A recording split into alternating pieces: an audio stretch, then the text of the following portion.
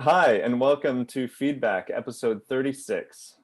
Today, we're joined by composer Annea Lockwood and journalist and scholar Lara Pellegrinelli. We're going to be talking about Annea's piece, Into the Vanishing Point, that we premiered on her composer portrait concert at Miller Theater in 2019. We're really excited that both of you guys are available to talk with us today. And with that, I'll hand it over to you, Lara. Thanks, Russell. It's so nice to be back. I'm Lara Pellegrinelli, and I happen to be the commissioned writer for the Composer Portrait series at the Miller Theater. So I had both the inspiring and weighty task of being the first person to ever write about this piece. But before we go any further, I want to make sure I introduce the members of the ensemble. You already heard from percussionist Russell Greenberg, and we were also joined by pianist Laura Barger and percussionist Ian Antonio, and composer Annea Lockwood, who has had a rich and varied compositional career that has spanned nearly 60 years. Thank you for being here. Thank you for talking with me. Annea, I wanted to start with you and get a status update because we're living in such strange times. And it occurred to me that you're a sound artist who's challenged the ideas that performance is intended for a passive audience seated in an auditorium, right? Yes. So it seems like this moment could actually be a good one for you creatively. And I was wondering, what have you been up to? What are you thinking about, during this pandemic time? I've been working on an electroacoustic piece, fixed media piece, based on recordings of conversations my former spouse, Ruth Anderson, and I had in '73 when we met. We were calling like crazy between Hancock, New Hampshire, where she was, and New York, Hunter College, where I was substituting for her in her studio. And they're really wonderful, funny conversations. And in June, I went back to Hancock, where she was, to record at our favorite swimming ponds and around the village, and just record the environment in which we fell in love and started living together. So it's taken me all the fall through December to make that piece, but it was a lovely thing to be doing. Wow. So is it done now? It was a commission for Counterflows, the festival in Glasgow. Excellent. So then when will we be hearing it? April. That's fantastic. That is good pandemic news, I would say. Thank you, Lara. And to the group, how did you become familiar with Annea's work? Let's see what we can say about what led to this commission for Into the Vanishing Point. I remember hearing from Russell at some point that you had performed Annea's work Immersion, which I believe was composed in 1998, and it's for marimba, tam-tams, and a quartz bowl gong, right? Can you tell me a little bit about that? Yeah, well, I think Ian and I owe the opportunity to play Immersion to Lawrence Kumpf and the Tectonics Festival when it came to New York City. Kind of actually a connection with Counterflows in a way, because similar curators, Ilan Volkov and I'm forgetting who the other, Alastair, does the Counterflows. So it's kind of like a connection there. And we, Lawrence Kumpf asked us to play Immersion. And I had been familiar with Annea's work before, but never had the opportunity to play it. And from the moment we started working on it, I don't know, Ian, we had this kind of sense that this was something special, a great relationship that we were going to be building. Because I remember, Annea, you came down, to rehearse with us in our studio that very first time on this piece. And it was just like such a great working experience. And yeah. It always has been whenever I've had the chance to work with you, all four of you, the two of you initially. Yeah. A wonderfully enriching experience. Yeah. So that's great. And then I know also, I feel like the trumpeter and composer Nate Woolley is also kind of involved in this story for bringing some of Annea's work to his fore with Festival at Issue Project Room, right? Because it's my understanding that you just recorded Into the Vanishing Point on what I guess is going to be a double LP, or at least paired with the composition for Nate, which is called Becoming Air. Mhm. Can we talk a little bit about this piece and what came together on the composer portrait last year at Miller? So we're looking at Vanishing Point or the combination. It's going to be a vinyl. One side will be Nate, my piece with Nate, and the other side will be our piece for Black Truffle. So where would you like me to veer? Let's veer towards Nate for a minute. Okay. So Nate and I we're still working on Becoming Air, really. I mean, every time he plays it, we push it further. And because the piece is really one of the aspects of it that I've loved to explore with him has been how far we can push certain ways of producing sound. What sorts of sounds will emerge, and where would they take us? It's an ongoing exploration, which is exactly how I like to work most of the time.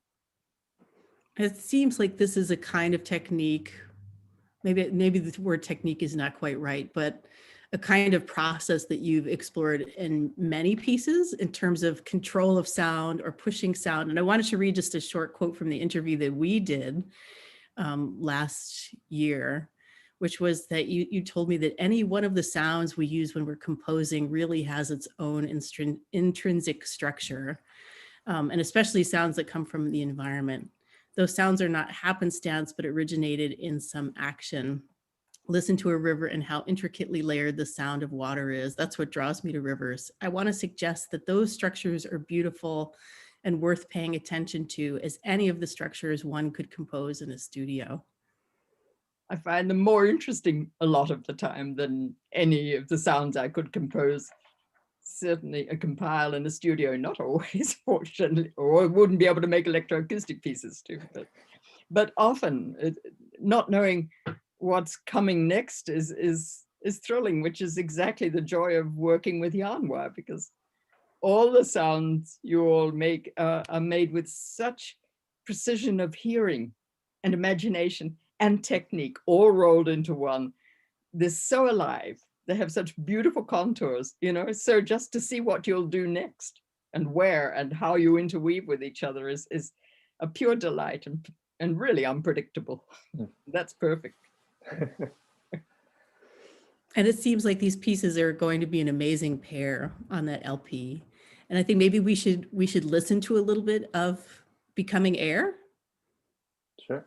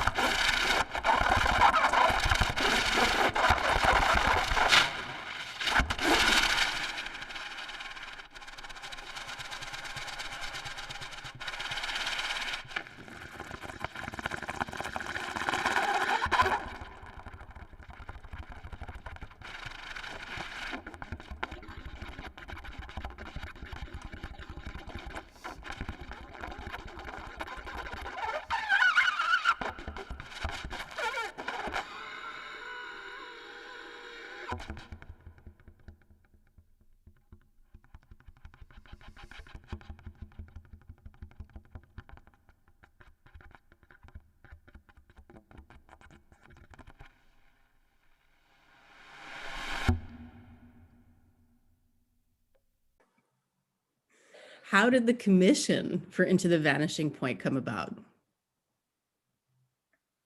Russell? I don't know. Ian, do you want to chime in there? How did that come about? Well, I think similar to probably many of the Yarnwire collaborations, there was an initial kind of interaction, which was immersion. And then, Russell and I enjoyed that experience so much that, that just gets the brain like, what if we could work on a big piece with the four of us with Annea?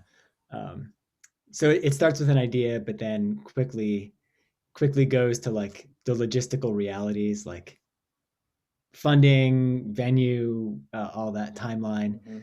And I think was it first suggested to Melissa, or I think, well, I think we like knew we wanted to do it, right? Like you're saying. And then, yeah, I don't know what the timeline was, but eventually we talked about the piece with Melissa Smay at Miller Theater, but also we received funding from it from NISCA, from the Individual Artists Fund. I forget what the program's called, but it's for New York State composers.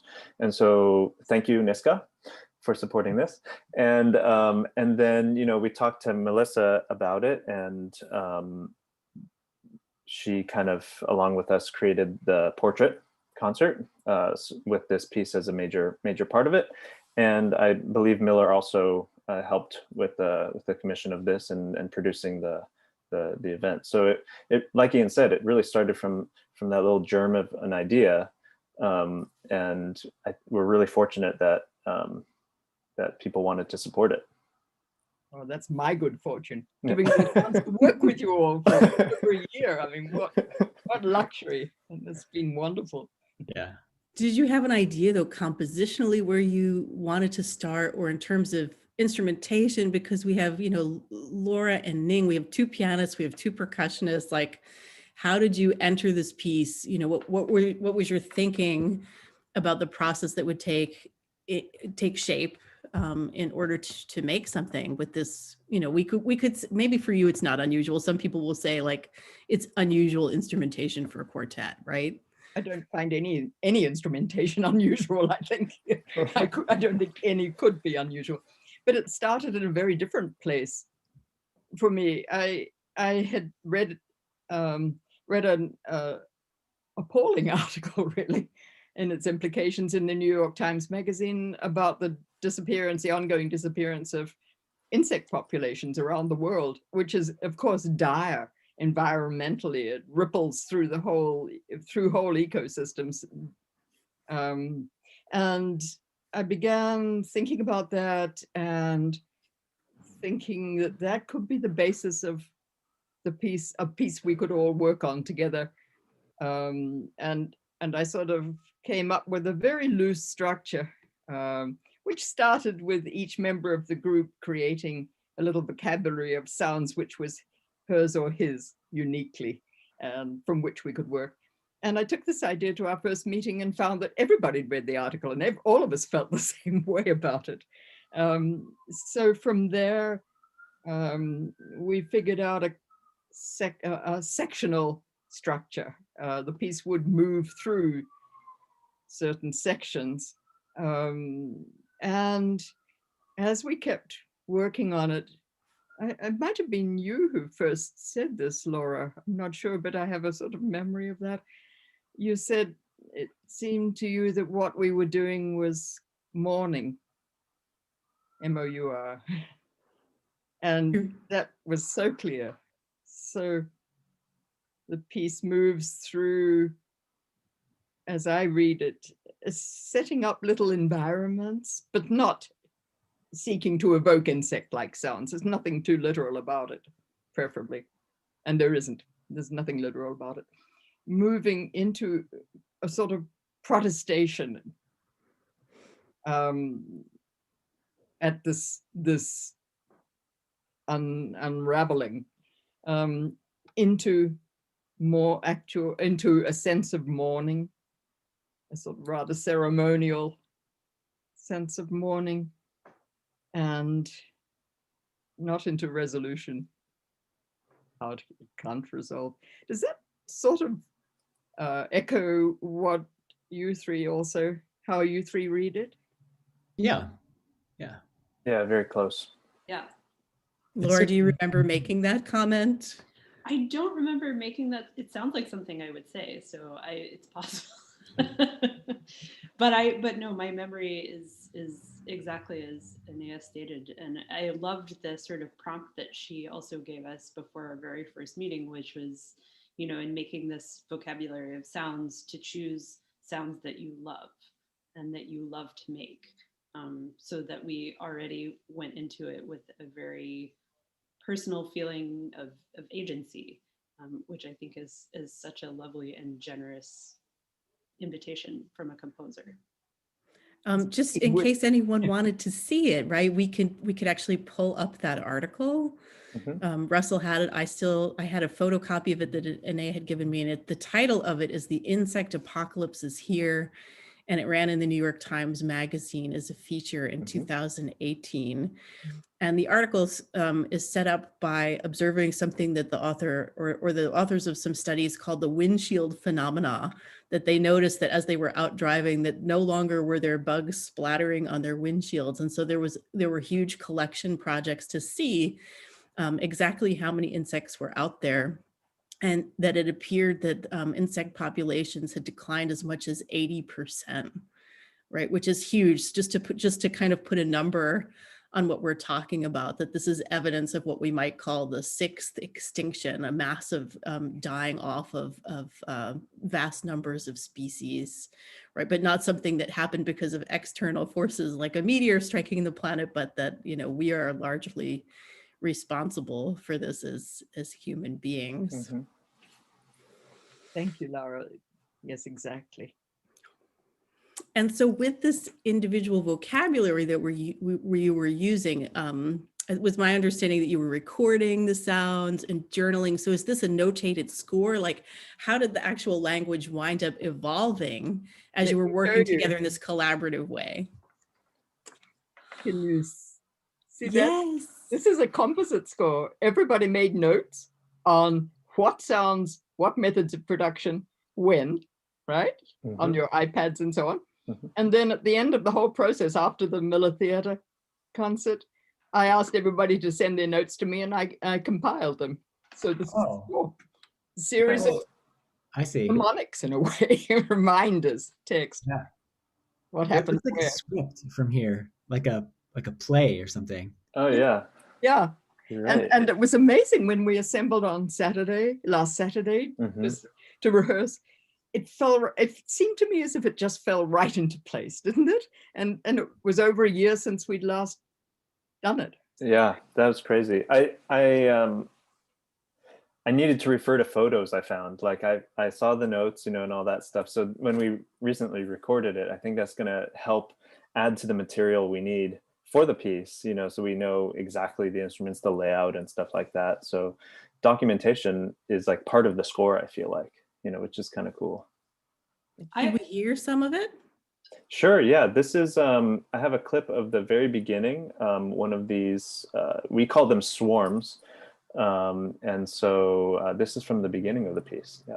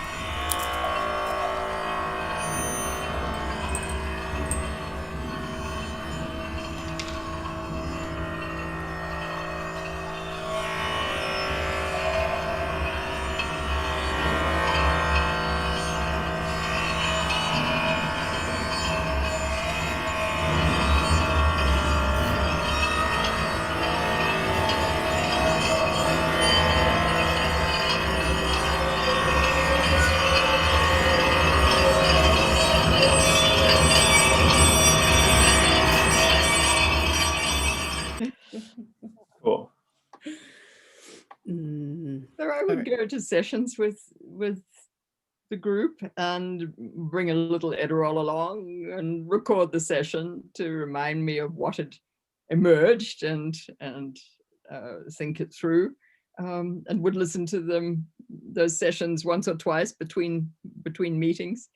But the piece sort of evolved and grew, bifurcated. It went in a number of directions very easily and very naturally, didn't it?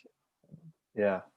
How long did we work on this for? Was it Year. a year? Yeah. Yeah. Of course, then yeah. there were big gaps. I mean, you went off touring like crazy, as you Right. always do, of course.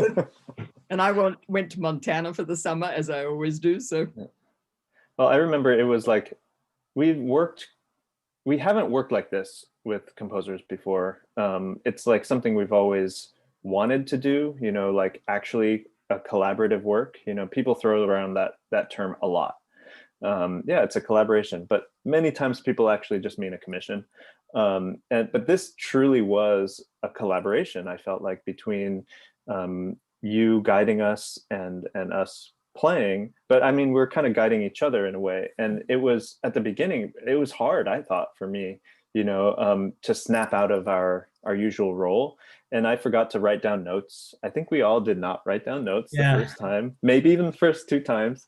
And because, you know, we thought, oh, you know, usually a composer comes in and says, do this, do that, blah, blah, blah, you know. But here we were presented with a chance to, like Laura said, you know, play sounds that we loved, trust our sounds, think about the framework you gave us, and then we have conversations about it, you know. And at some point you make decisions, but like that's not really where it started. And, you know, looking back on it, man, what a great process. You know, eventually we did write down notes to remember what we do. But, you know, I'm glad we didn't actually at the beginning, because we would have settled into something maybe a little bit sterile or like put on or something. not nearly as open. Yeah. For sure. I wanted to ask, you know, if becoming air was about pushing sound and pushing it to the point where you might lose, like where Nate Woolley might lose control of sound, is part of one of the elements of this piece also about kind of relinquishing control and elements of chance, right? In that there's some play without exact musical notation, and that you were collaborating together and relying on each other for this vocabulary of sounds. Oh yes, for sure. And both pieces share that approach. Again, with Nate, as with Yanwar, I brought a basic framework to our work, but the framework came from a session with Nate in which he just played me all the sounds he was interested in exploring at that point in time, sounds that he loved to work with, ideas he wanted to explore, and so on. And then I built some sort of loose framework based on those sessions.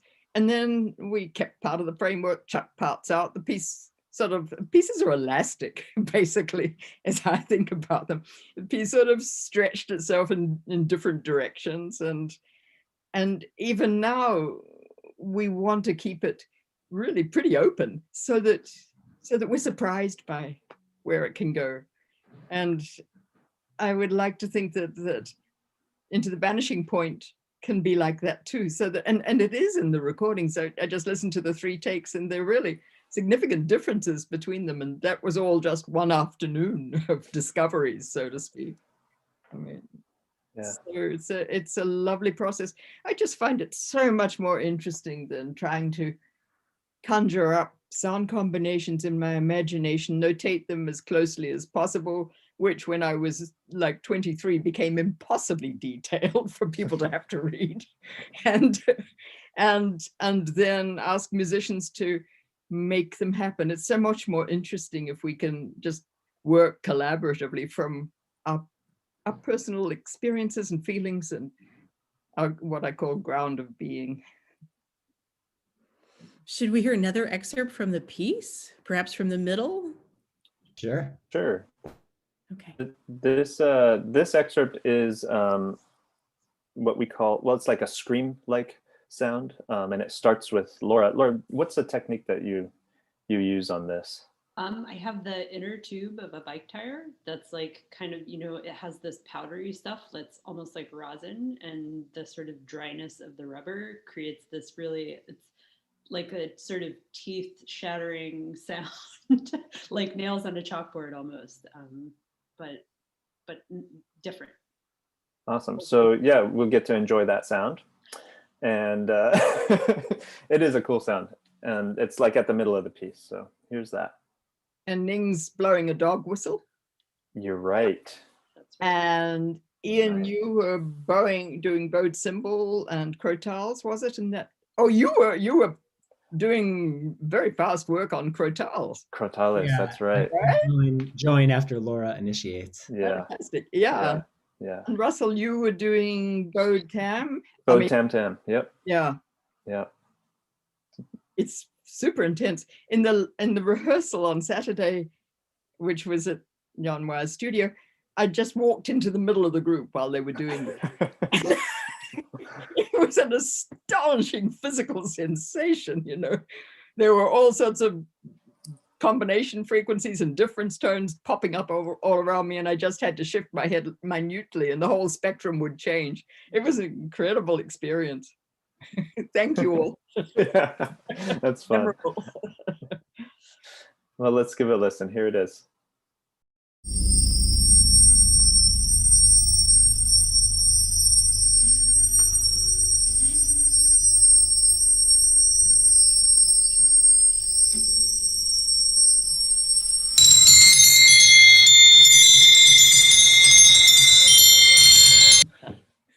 So you just heard another excerpt of Into the Vanishing Point, which I understand is going to be released this spring. Can anyone tell us a little bit more about that? It's coming out on a vinyl album on the Black Truffle label, which is a label I love to work with Oren Ambachi, both as a musician and as a producer. So it's coming out on the label he produces. The flip side, one side will be Becoming Air, and the other side will be this co-composition with Jan Weir. The two pieces in my mind belong together somehow. And this will be in the spring? Absolutely. Yeah. Just got to get our band photos together, I was thinking the one problem, not a problem, but the one thing we ran into while recording it was length. Even though I think every take was different in its internal structure, we were somehow always playing it at roughly the same duration, which was like slightly too long for one side of a vinyl. And You're right. now, before the Miller show, no matter what we did internally, every run through was like exactly 22 minutes long. And now everyone was exactly 26. Like it just changed. It grew 4 minutes somehow. Maybe with, the pandemic and everything rolling, we feel like we need to take more time. Could be, yeah. I mean, kind of seriously, Yeah. You're right. It's a sign that the piece really is growing. Yeah. Continuing to grow. Yeah. I mean, literally, but also just conceptually and I feel like when we first did it, we hadn't had the experience of performing it. This happens, yeah, like with every piece. So like you play it and then you're like, oh, that's what this thing is. You feel the audience vibe, you feel all that stuff. And then like now we don't have that mystery anymore. And so we can kind of like drill deeper, and maybe that lets us stretch out a bit more, and feel comfortable in what we're doing. Yeah. But it messes up the vinyl. it'll have to be a little shorter.